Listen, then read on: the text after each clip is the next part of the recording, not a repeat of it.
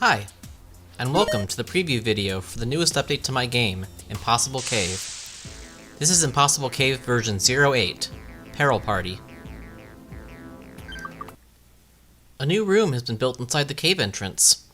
This is the side room, where you can try some new bite-sized challenges between runs. It also has glowing walls. The biggest new feature of this room is a mode called Peril Party. You earn one play for it at the conclusion of a cave run, win or lose. If you'd like to practice first, or you just find it inherently fun, you can play it without its rewards for no cost. In Peril Party, your goal is to complete 3 laps around the board by moving 1 to 6 spaces at a time. Similar to the regular cave run, you will gain items and fight enemies to become more powerful along the way. However, you also need to manage the limited number of rolls you have, and sometimes trade bits of power for additional rolls. If you're good enough to finish with enough spare rolls, you might even earn extra special rewards. This mode is independent from the regular cave. Mostly. If you do well enough at Peril Party, you will unlock the ability to choose the theme of specific floors of the cave. Floors that have battle gauntlets can now instead be Peril Party mini-floors. To advance to the next floor, in Peril Party Mini, simply roll until goal. The other activity you can do in the side room is play some scenario battles. These are fights with preset allies, items, and enemies. Some teach new players about basic mechanics of the game, and some test experimental features that may or may not go into other parts of the game.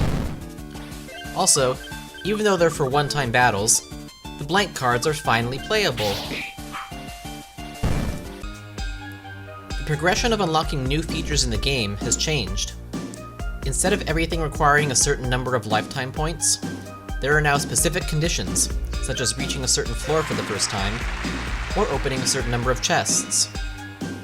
Generally, unlocks that add complexity to the gameplay unlock later, while fun miscellaneous things like the home base will unlock earlier. Some rare items from several updates ago have been changed to be brought up to the quality of the newer rare items and the increasingly interesting effects I've implemented for them. For example, instead of gaining the burnt microphone weapon, you now gain the stream element, which will turn into your choice of one of 3 elemental weapons. Some enemy formations have also changed, mainly early ones, to help newer players understand what they do. Instead of fighting a creature that happens to have a certain aura skill, you now fight against totems that clearly indicate how they want to make your life harder. At the event where you trade your spare equipment for stat-enhancing companion candies, the item has now been split into 7 different candies, one for each stat. They now enhance all your companions at once instead of picking randomly. The type of candy offered changes each floor, and it is your choice whether to exchange your duplicate items immediately, or wait for a more desired stat.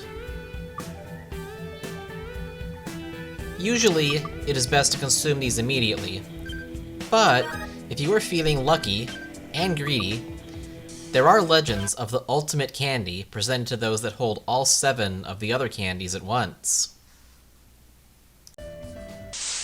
There is now a 25th mystery buff the cave can apply to enemies on Impossible Cave mode, giving them plus 25% chance to critically hit. Enemies still cannot crit on any other mode. This change is primarily for myself, because the Impossible Cave mode is still insanely lethal, absolutely unfair, and potentially unbeatable, and I love it. These are some of the big changes in Impossible Cave Peril Party. A full list of changes will be posted on the game's page. Thank you for watching, and hopefully, I'll see you in the cave.